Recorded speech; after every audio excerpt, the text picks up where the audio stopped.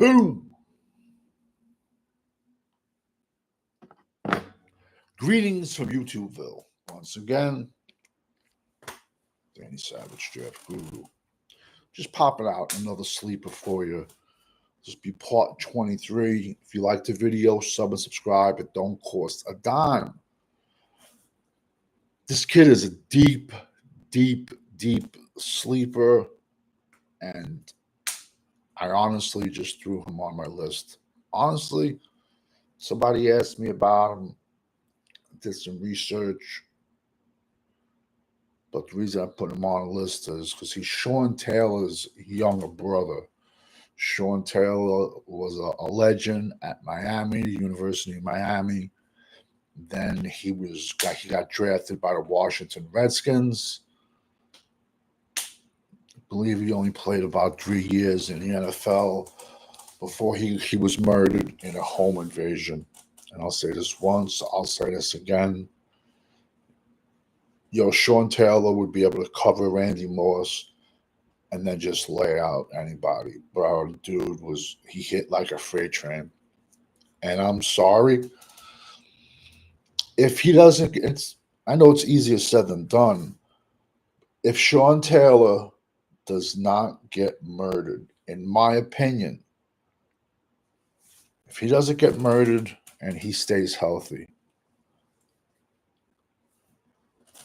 he would have been brought up in the conversation for the best safety ever with Ronnie Lott. After Ronnie Lott, I don't want to hear nothing about anybody. Dallas fan 1997, thank you for jumping in the house. The Misfits. The only thing I know about the Misfits was when they're tight with this wrestler Vampiro. And I'm going back like 98, 97. They actually would appear on WCW Nitro. I don't know if you knew that or not. I don't know. But that's really the only thing I know about the band. That's about it. But check it out. Even the one dude had a wrestling match with Dr. Death, Stephen Williams, and he just got destroyed. And then it fractured because the lead singer of the Misfits, he pretty much Gorgeous George, which was Randy Savage's girlfriend. And prior to that, there was a wrestler years ago, Gorgeous George. Randy Savage bought the rights to his name to give it to her. Basically, she was some hot ass stripper that he met on the road, much younger, and then she hooked up and I think got married to the lead singer of the Misfits. But that pretty much had the falling out of the locker room then. That's the only thing I know about them, to be honest with you. But like I said, if Sean Taylor never gets murdered, he's in conversation with Ronnie Lott as the best safety ever. After Ronnie Lott, I don't want to hear, don't even bring up the Palomalus of the world, stuff like that. I don't. I can name safeties from the 70s and 80s that would blow these kids out of the water. Ed Reed's up there. Ed Reed's really hard. He was nasty. But long story short, this video is about Gabriel Taylor.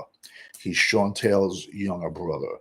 And this is not to be mean, because I can be mean if I wanted to, but I'm not. The only thing that you can compare him to his brother Sean is the last name. This kid, he's 5'10", 190.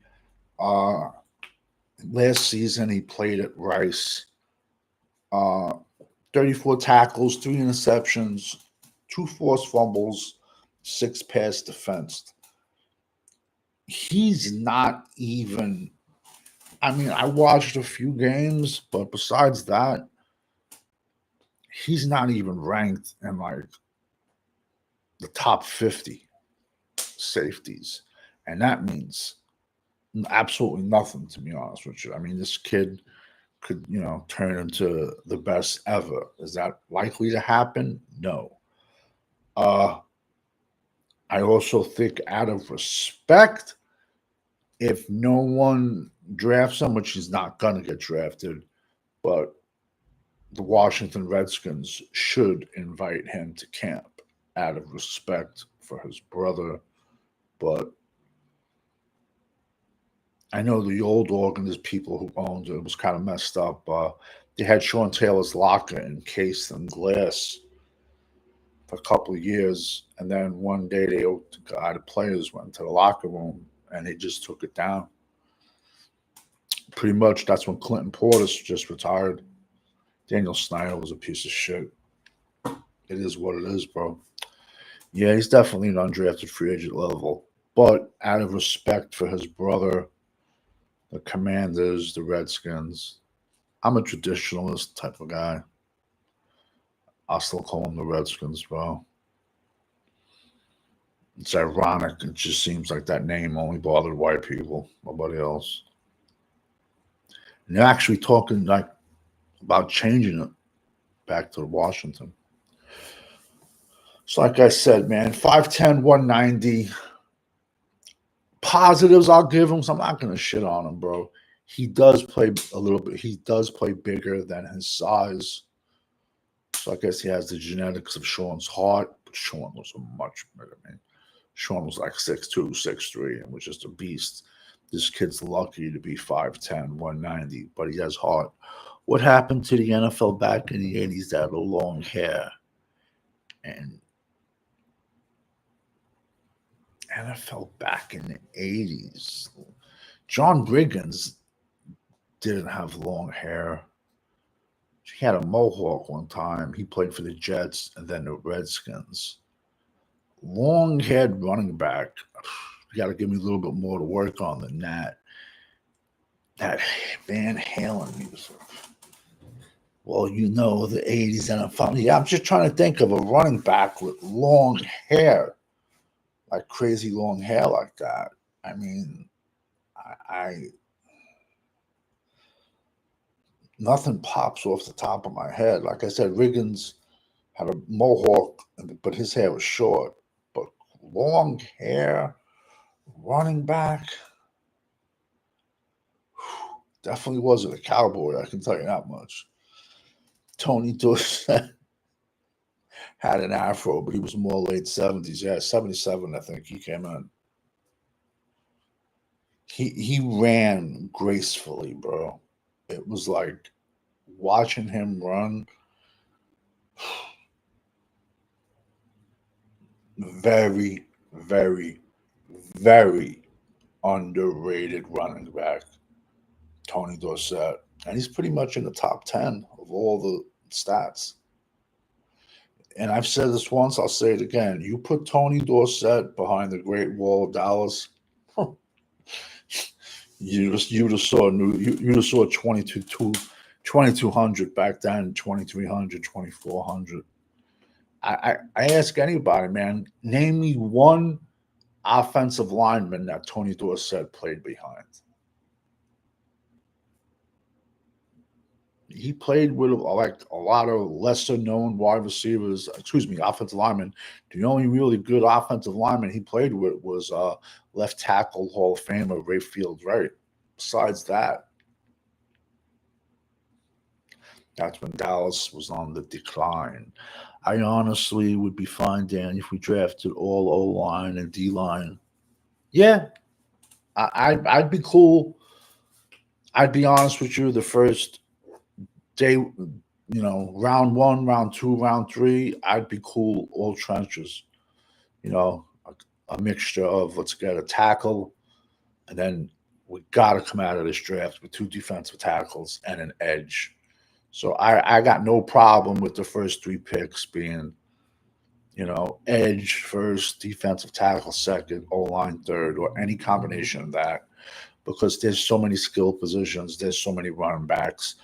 You're going to see monsters getting drafted on day 3 of this draft. That's how deep the running back class is. And I like Collins, Texas, and Williams, OSU. Alfred Collins is I dropped my DTs already. My first, I'm trying to think if I did. Yeah, I might have. I might not have. think I dropped my edges. But Alfred Collins, yeah, he's going to be a. I'd be shocked if he gets out of round one. I'd say round one, early round two. I see Collins going, man. He's a beast. He was a beast at Texas, man. And he's like 6'5", 330, and an athletic 6'5", 330. So, like I said, I've dropped 30 edges already, and I'm working on my offensive tackle list, but I haven't started my defensive tackle list. My defensive tackle list and my running back list, you're going to see like close to 40 players. That's how deep those two positions are, but it's a real crazy defensive tackle and running back list. We should draft Jackson Dart in round 2 and let him sit behind Dak till his contract runs out. He'd only be 25 if he waits 4 years. Wow, I was a young kid. Listen, I'll be honest, I'm by far, not the quarterback guru, but I'm huge on the kid from Indiana, Rourke, which I've spoken about him and dropped. I think he's a sleeper. And he only threw for like close to 9,000 yards, ran for another 1,000 and like about another 10 more touchdowns, passed for like 80 touchdowns, and the kid's like 6'5", 230. Originally started out in a MAC in Ohio, and then his last year he transferred to Indiana, put up like 3,500 yards, 30 touchdowns, 5 interceptions. I'm big on Curtis Rourke. It's a very, very below average.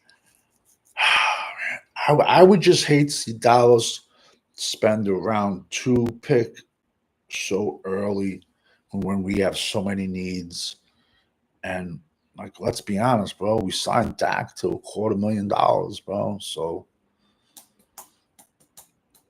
I can see Rourke going late round 3. When I say late round 3, like when you see all the teams with the comp picks, round 4.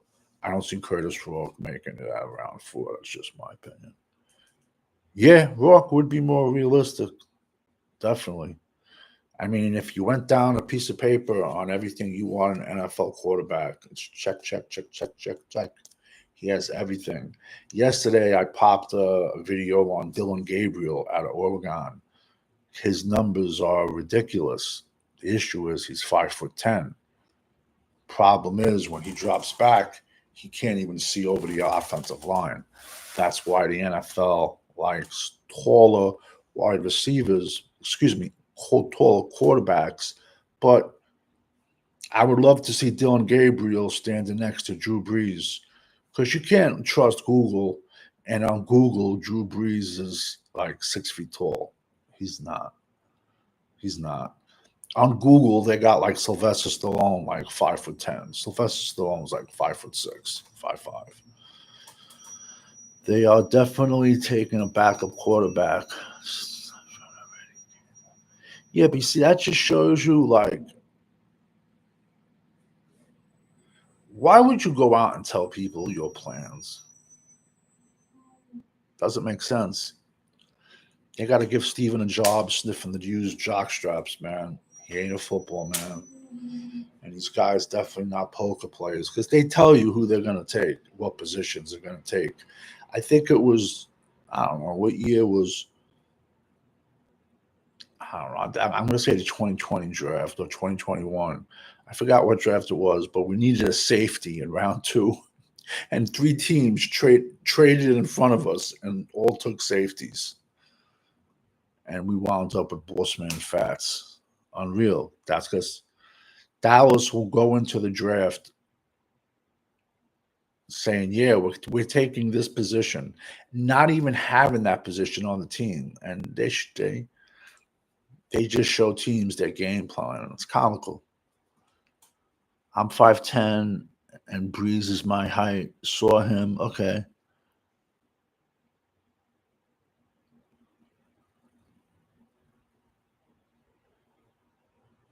Yeah, so, I mean, listen, man. I threw out Don Gabriel's numbers yesterday, man.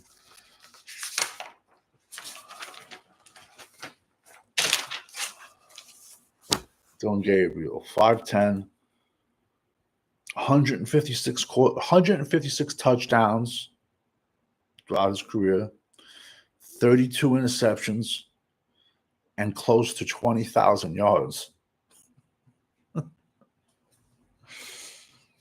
Crazy numbers, man. Some team's gonna throw a late round pick at this kid, man. Yeah, we don't have a backup. I think though we did sign Will Greer to like a veteran minimum for like $1 million. He's on the team, and as crazy as it is, no joke, man. You can just check it out on YouTube. Look up Will Greer touchdown Jesus. Will Greer's last year at West Virginia. His tape was better than Dak Prescott, Trey Lance, Cooper Rush combined. His tape was that good. He was older, married with kids in college, and I just challenge anybody to watch his tape. If West Virginia, he was a Heisman candidate. He was like number 4 in the Heisman running, Will Greer. It's not his fault. He got drafted in the 3rd round by the Carolina Panthers, basically an organization where quarterbacks go to die. And have we ever seen him with Dallas's ones? Never. Well, Dak is just a game manager. That he is. But like I said, college is college, NFL is NFL. But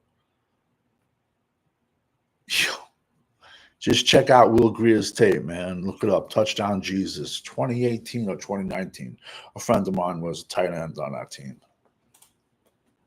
Ridiculous his college number was. And he has a cannon. Bro, he has a cannon.